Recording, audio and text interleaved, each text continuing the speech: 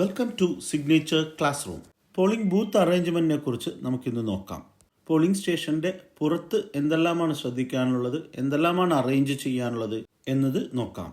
Polling ബൂത്തിന് പുറത്ത് polling area ഏതാണ് എന്ന് സൂചിപ്പിക്കുന്ന നോട്ടീസ് പതിപ്പിക്കേണ്ടതാണ്. കൂടാതെ ആ പോളിംഗ് സ്റ്റേഷനിൽ അനുവദിച്ചിട്ടുള്ള വോട്ടർമാരുടെ വിവരങ്ങൾ കാണിക്കേണ്ടതാണ്. അഥവാ സീരിയൽ നമ്പറിൻ്റെ തുടക്കവും ഒടുക്കവും കാണിക്കേണ്ടതാണ്.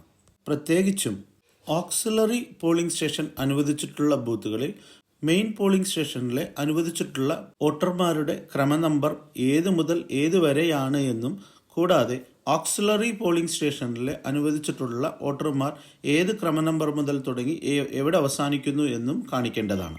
രണ്ടാമതായി ശ്രദ്ധിക്കേണ്ടത് മത്സരിക്കുന്ന സ്ഥാനാർത്ഥികളുടെ പട്ടിക പ്രസിദ്ധപ്പെടുത്തേണ്ടതാണ്.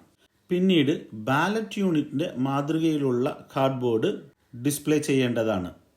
വോട്ടർമാരായി വരുന്ന വനിതകളും പുരുഷന്മാർക്കും പ്രത്യേകിച്ച് ക്യൂ നിൽക്കാനുള്ള സംവിധാനം ഒരുക്കേണ്ടതാണ്.